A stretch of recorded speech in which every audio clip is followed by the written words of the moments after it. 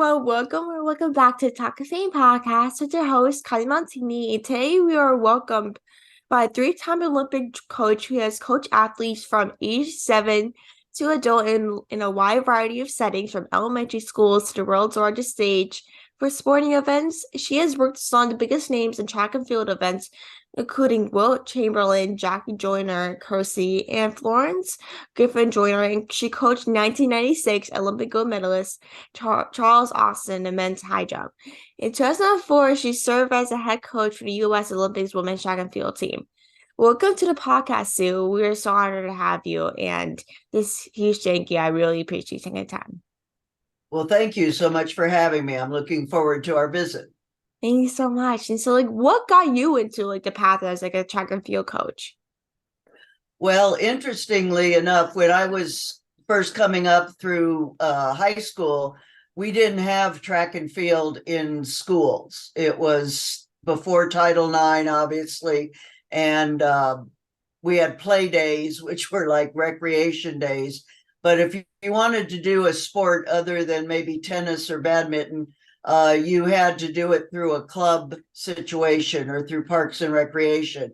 And so when I was in high school, my freshman year, I met a young lady who was 2 years older than me, and she was one of the best sprinters in the nation.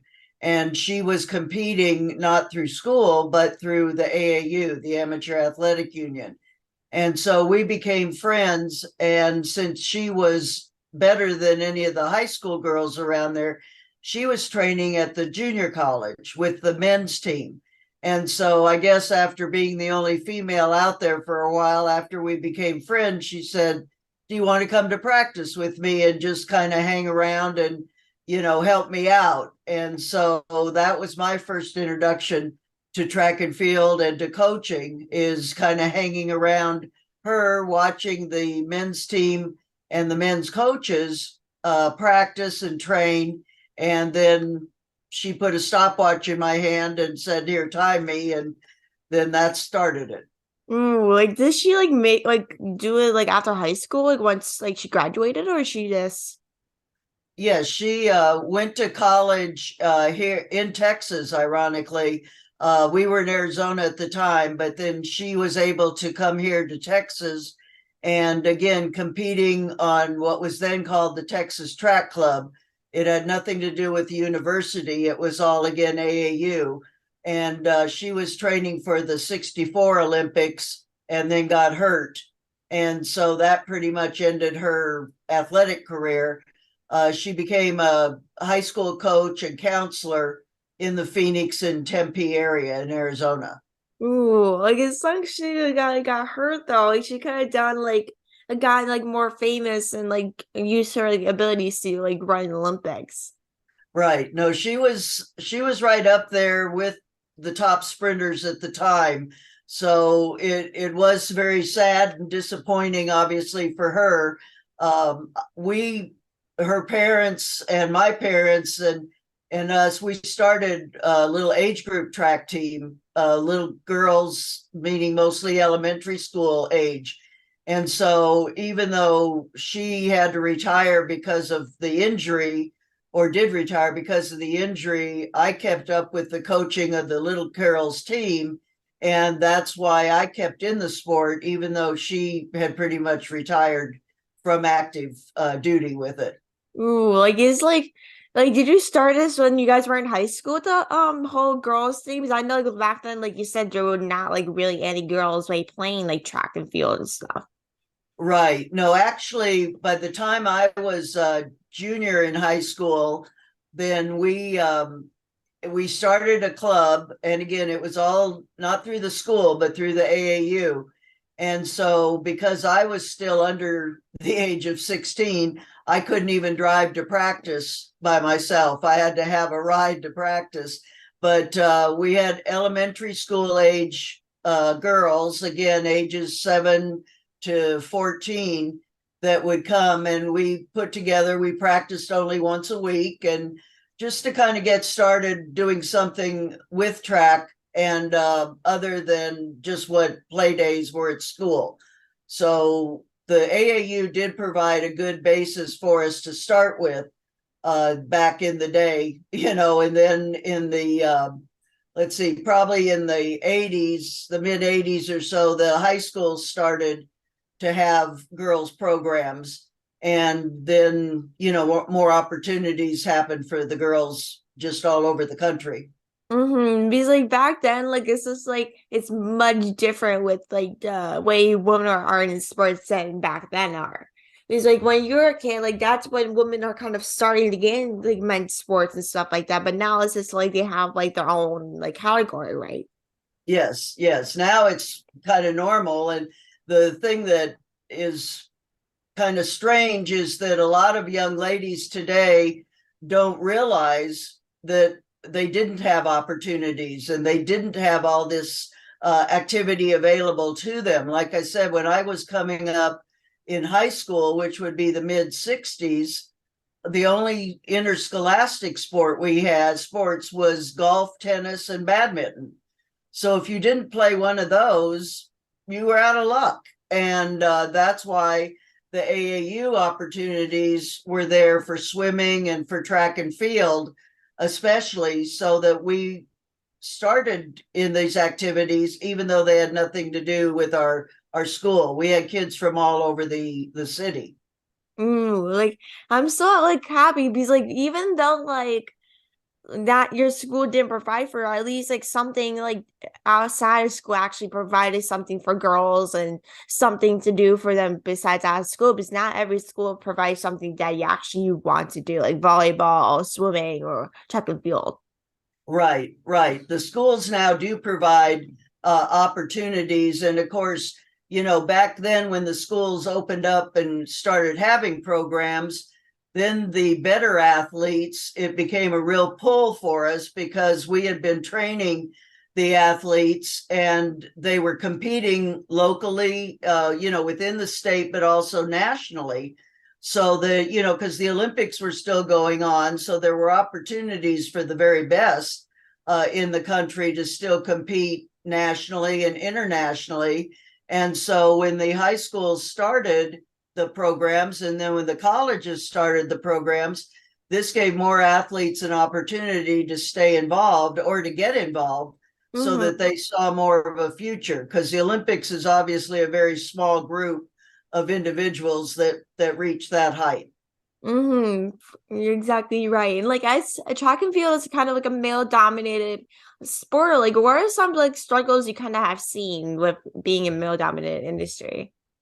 The biggest struggle I saw initially, well, two things. One was my age because I was young. And so the more established male coaches thought, didn't know if I was serious or not, or didn't know what I knew or didn't know. And the fact that all the other coaches were men. And so it was very much of a isolation group, should we say, at the meetings and the different places that we would go, because all the men coaches would be buddies and friends and visit. And then I'm over here going, okay, there's no other women around. In a meeting, I was the only female there. And so it was kind of like, oh, okay, Sue, you're going to be the secretary. And I'm like, well, what if I don't want to be the secretary? You can be the secretary. So initially it was a challenge and still is at times to get respected at these type of settings because it is so male dominated overall. Now, the women coaches have made great strides now in getting involved at the top levels of coaching, college coaches, international team coaches, and even on the college level now, there's not a lot, maybe less than 10 women that are over both men's and women's track and field programs. So there is progress, not as fast as I would have hoped, but there is progress. That's so good news because like even though like with back then to this day, like with being in like what's to say sports, with being in a male dominated industry, like a lot of people don't think you should work in sports because you're a woman and they think like, oh, you're just here for the players or like this something or like whatever that may be. Like I know like a lot of people often say like, oh, you just want to work here because you just want to work with the players, but then if you are very passionate about sports, like, and you want to work in that field, let's just say track and field, with being so male dominated, like you said, like you want you to be a secretary, but then like you want to actually be part of the organization, do something meaningful with that, being a secretary or like being an assistant or something. You just like you're just there to make a difference in the women's sports, not just be a secretary and because you want to use your knowledge in the sport. You're there for a reason besides being a secretary and like a assistant or those like low key type of things.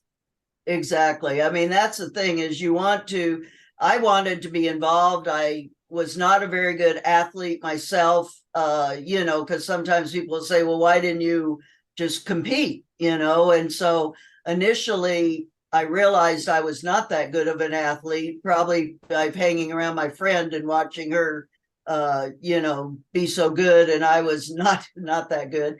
And so that's where the coaching appealed to me. I was also a middle school teacher, middle school level, and assistant principal. So my paying jobs over the years have been through the education field. And Mhm. so I was working with young adults or young kids anyway. And the coaching gave me a lot of experience ahead of time to work with young people and learn how to teach and to coach and just to interact with them.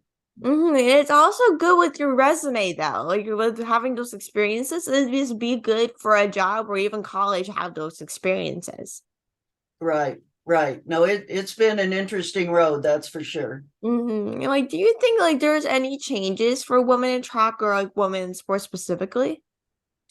It's always getting better. It's slow though at times, and that's what gets frustrating is to sometimes the opportunities are there, but not to the same degree that the men have. We've seen that more lately with the basketball over the last few years Mm-hmm. with the women's Final Four NC2A basketball a few years ago, where the national tournament was, and their weight room was like a hotel weight room, and the men had a fancy gym-like setting. And one of the players from Oregon posted what the women had versus what the men had and showed the vast difference. And of course, that got changed very quickly because the NC2A got really embarrassed by not being prepared. The sad thing is, though, that when we first started back in the day, again with Title IX and so forth, most of the coaches of the women's teams were women.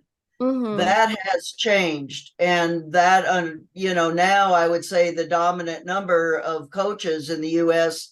of women's sports are men, and so it's kind of like, okay, women, where are you? When you retire, or like me, who never really had an athletic career, where are you to come in and do you want to coach? And there's sacrifices involved. It's not an easy job.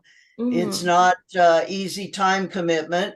And so there's a lot of give and take on reasons why women are not staying involved or getting involved. But it does hurt when we say we want equality and we want equal opportunities, but then we don't have the people filling the spots that are available. So, Mm-hmm. it's kind of a mixed thing right now. Because like back then, like when like back in like the 60s, 70s, it was all women coaches basically in terms of women's track. But now like it's like you said, like it's all like kind of male coaches. Like for my local school district, my friend does track in field and like and they have a male coach. And I'm like, and now I'm thinking of it, I'm thinking to myself like how like why can't there be more women back like back in the day to be a coach? Because of course Exactly. it takes a lot of time commitment and a lot of energy, but then like I know uh, I know tons of people are like actually so passionate about track and field that like they're probably looking for something more into it, even if it's not playing. Like you can always volunteer time to become a coach, you know what I mean? Or actually be part of it. Because like any way you can be part of it, if it's like an athletic trainer, a coach, or whatever it is, like there's always Mhm. a role for a woman to play in that. Because of course we need more women involved in that specific field or in general. Right. I mean, you could be an official, you can work the sports management, meaning putting on the track meet, hosting it, the coaching part of it, announcing. I mean, there's all different types of opportunities if you're not an athlete. So there's really it's more the time commitment and just, people that have a passion, like you mentioned, who has a passion for this. Unfortunately, coaching in track and field is not that lucrative for many of us. There are some coaches that are making six-figure salaries and doing quite well, but there are more coaches not doing that. But I think that's across the board. I mean, it's, with the pro sports, you read about all these multi-million-dollar contracts for the athletes and for the coaches and so forth. But then it trickled down to the regular mainstream, and most of the athletes, even on Olympic teams, they're not making thousands and thousands of dollars. They're Mhm. out there again for the love and the passion and the experiences. I've been able to travel the world basically for free through USA Track and Field or through the Olympic Committee, because being an Olympic coach, you don't get paid. You get Mhm. a sweatsuit and you get a t-shirt, and but you do get all of your expenses. So those opportunities and experiences don't have a price tag on them, because those are, priceless adventures and memories that I have. Like memories actually is a important thing, even if it's like working Olympics. Because like when you're coaching, like you only are care about your athletes. Not I know a lot of people only care about the paycheck, but the most important thing, in my opinion, is really just focusing on what is ahead of you. Because Olympics is such a big thing that happens every 4 years, and it's like when you want to have those memories for yourself, you do not want to have the whole time thinking about myself like, oh, I want to get paid, like this type of thing. You don't want to worry about what's happening in the moment. Remember to tell your kids or grandkids in the future, like you'd rather have those memories and to focus on something that you cannot control. Exactly. I mean, that's the thing, is to be able, the experiences that you have and the friendships and the relationships that you develop over the years with the athletes, their coaches, or their agents, or lifelong friends in most cases, that you just, who can explain what it's like to open a hotel window and look out and see the Acropolis in Greece, and see, ancient ruins in places. And, it's just things that you read about or you see on TV suddenly are happening to you. Mm-hmm. And those are the memories that you take away, in addition to the competition, obviously. Exactly. Like, what do you think the future holds for like women in sports? I think women, as long as they continue to perform well, I mean, we have to have a product that is appealing to the audience. I mean, that's in any sport, that you have to have the excellence of performance that people want to watch. And, as long as women keep striving to push themselves and to have better performances, the opportunities, I think, will be there. I think the marketing of women's sports could drastically improve in many cases. I know in track, the marketing of track and field needs to definitely improve, and it needs to be a more viewer friendly package, if you will. Like today, during the season now, there's going to be different track meets on TV, and they're pretty much in 2 hour, 2.5 hour packages. And so to do that, you have to pick and choose certain events to show, and certain people, characters of the athletes, the characteristics of them, and so forth. So I think the future is very bright, but we do have to have people stepping up and performing and presenting themselves appropriately. Track, we've had kind of a knock with a lot of drug issues by certain individuals or certain countries. And that's unfortunate, because I would say that is a minority of our athletes that fall into that category, but they're the ones that get the headlines, not the athletes that are doing well, unfortunately. Yeah, like for sure, because like they like the media is like mostly cares about the downfall of athletes now, like the fall. Like they Right. really like they just want to see them fall rather than them going up. Right. They want, drama and, controversy, and humans will always provide drama and controversy. That's a given. But Mm, we want to, hopefully for it to be a positive one, to be role models for the youngsters coming up, and to watch and to show and to give them something to model after, a mm, role model. I think some of our male sprinters right now are dressing up and being more fashion conscious coming into the meets. The way the NBA put in a rule for the male basketball players that they have to come in dressed up, because that's always filmed by the TV. yeah. And so when you see these athletes all dressed up and fancy and nice, it's a nice change to see them that way rather than just in sweats and a t-shirt. Well, Yeah. some of our male sprinters and the women athletes tend to dress up anyway. They've always presented themselves off the track very positively, and so some of them now are coming into the meets more stylish and dressed, and the TVs are covering that. The media is covering that, and I think that's a very positive sign also, because athletes, their bodies are in good position, their bodies are good conditioning.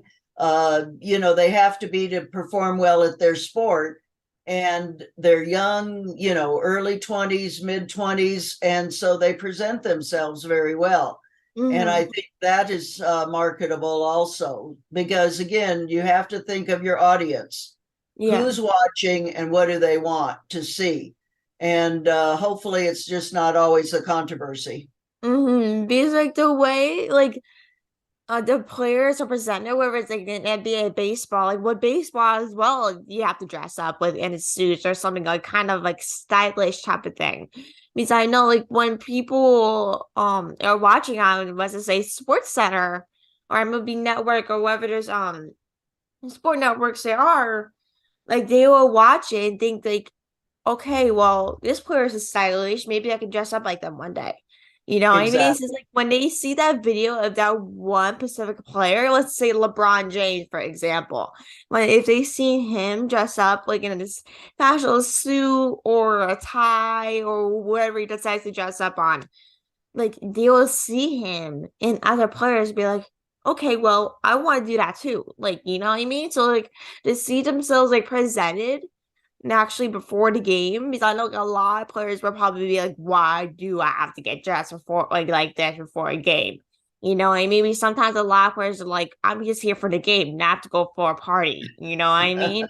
So Right. it's Right. like to see some of those players kind of like when the people for the team are videoing them, whether it's like a videographer or photos, once it's posted on social media, you're like, okay, well, like this guy looks so stylish. Okay, like this is a big change because like when you see those players dressed up like that, you just kind of a little bit shows how much you care about it will kind of change the way the sport is made.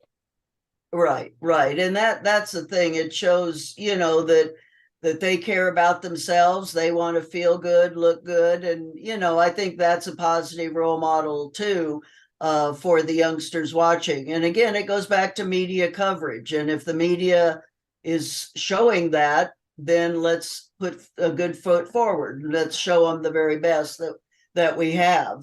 And so that's a very positive influence, I think, nowadays. And like with women in sports, like it's like rarely on TV. Honestly, it's always on male it's always male sports like NBA, soccer, baseball, football. It's always on TV when the season happens, but like you rarely see women on TV like this. You actually see what's happening.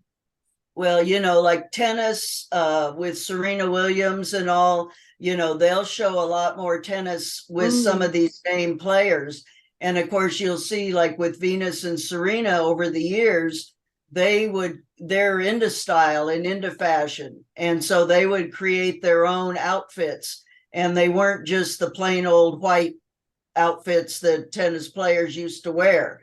And they would come in with little skirts and different color sequences, combinations. And, they made it kind of an excitement when you go to see Serena play. It's like, what is she wearing? Not yeah. just, is she going to win? And so that's a lot of fun too. And I think as some of the players get those reputations, like some of the baseball players you'd mentioned, some of them have started wearing a lot of different jewelry. Yeah. And so that'll get attention. So again, it's just something that's a little different and a little off brand that will get people's attention, that gets a player notoriety of a positive sort, not that they got arrested or something. Yeah. Because like I know like with some guys like or girls like you can just dress up the way like people would in like the jail cell or when they're getting arrested. Right. Yeah. Some of them think that's attractive, and it's not, Yeah. not at all. Yeah. Like do you think Title IX changed the way people like especially women are portrayed in sports? It definitely did. As far as when we go back now, it's a 50-year anniversary this year. And again, if we go back now to when I first started, in the 60s and 70s, and we didn't have it, like I say, there were not school opportunities, there were not scholarship opportunities. We were off in a corner at maybe an elementary school track running on a dirt field. The national competition was held separately from the men. And so the men had their meet and it was on TV and all, and we were off at some high school. So that has all definitely taken a 180-degree turn for the better. I think the opportunities again are continuing to be there. It's a matter of we've got to keep pushing and not let all the things that we've worked for and that we've achieved get distracted and lose by the wayside. I'm a little concerned that people are just taking things for granted. Like I mentioned, that the youth of today, they don't realize what happened in the 60s, 70s, even the early 80s.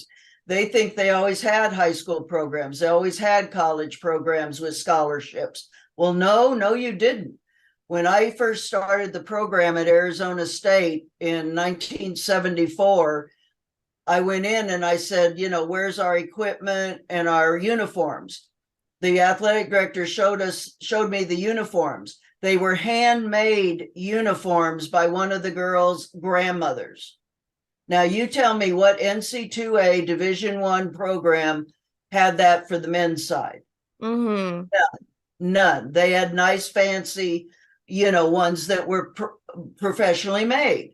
And I was like, no way. The first thing we did was buy professional uniforms because, again, when you go out to compete, you want to look good to perform good. Mm-hmm. And so these type of things that I'm concerned that the athletes of today don't realize, they just take it for granted that this has always been there and always going to be there. And I don't think it is. I think we've got to really be careful. You see some of the changes nationally with the abortion rules changing, with different things that affect women only that are being governed by men. Mm-hmm. And if the women don't stay alert and stay actively involved with all this, I fear that we're going to lose a lot of the positive things that we've gained over the last 50 years. And this is where I put a call out to the women and to even the young men of today, learn from the history, learn from where you're coming, what has happened, what has evolved, and what needs to be done to continue and to improve. what we have. You don't want to just stay status quo. Hopefully you're wanting to progress and to make it even better. As we mentioned earlier, more women coaches coaching women. How about women coaching men? That was when I first started. I lost out on a coaching position that was a male female coaching job because I had not coached men before. And yet the athletic director hired a man who had never coached women before. What's the difference? And so that's why when the athlete that I coached in 1996, Charles Austin, won the gold medal, it was like, yeah, a woman can coach men at the highest level. Because here he's won a gold medal, he set American records, he set Olympic records. And yes, I did have something to do with that, as did he, obviously. Yeah. But, it does concern me where we're going, and the fact that we might be, with blinders on, not really looking at history, because if we don't learn from history, it will tend to repeat. And that's what we don't want.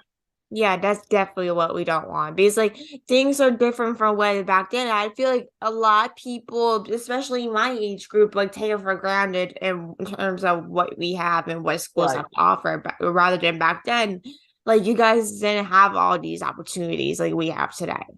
No, not at all. And so that's where I definitely, want to keep, I ask the athletes I work with, I'm like, learn your event. Learn the history of it. When I ask them sometimes if they know who a certain athlete is who's a world record holder, and they go, no, then I'm kind of like, well, how do you consider yourself a student of your event when you don't even know who the current world record holder is? Right. Learn the history, and I'm, again, a teacher at heart. So, that's a big push that I have, is that, you need to learn about the event, about the sport. Don't just be so focused with yourself that you're not aware of the things and the people around you. And like your latest book, I Want to Run, the Limb Development Training and Neutral Guide for Young and Teen Track Runners ages 10 to 18. Oh my God, you have it there. There it is. Yes. Thank you. In which is a blueprint for young, inspiring athletes, the parent, coaches, that discusses the various competitive track and field events from scholastic meets to the Olympics and how to prepare for them. Like, what scholastic meets are for the Olympics? Well, what I do with this book, it's like a beginner's guide, if you will, for young athletes and or parents and or coaches of all the different track events and what each of those events is like. It describes it, the equipment, some beginning training, off the track activities like nutrition, sleeping, schooling, training, taking care of your body, because if you're hurt, it doesn't do any good. And this is available on Amazon. And so again, it's a beginner's guide. So it doesn't have a lot of how to become, world record holder tomorrow. It's when you're first starting, what do you need to get involved with the sport? And then hopefully lay a good foundation so that you can continue to improve. And that was my goal in writing it, was to provide a basis or a foundation so that beginning coaches, beginning athletes, parents of young athletes, that they would get a good knowledge, a good round baseline of what is involved with our sport. That's amazing. I know like a lot of books are not like that, and to see you write a book like this and to have this opportunity for kids or even adults read this, kind of learn, is actually so amazing. And like I wish you all the best with everything. Thank you so much for coming on. You're amazing, and I'm definitely gonna check out that book for sure. And I'm actually gonna like start running actually soon. I'm planning on starting like doing like running and stuff. So I'll definitely check out that book once I get off this interview. And yeah, everyone go check out her work and her book. I totally recommend. And thank you, Sue, for coming on. And yeah, everyone go check out I Want to Run. And thank you everyone for tuning in. Thank you, Sue, for taking the time and coming on. Well, thank you for the opportunity. I enjoyed our visit. Of course. Thank you so much. Have a great rest of your day, Sue. You too.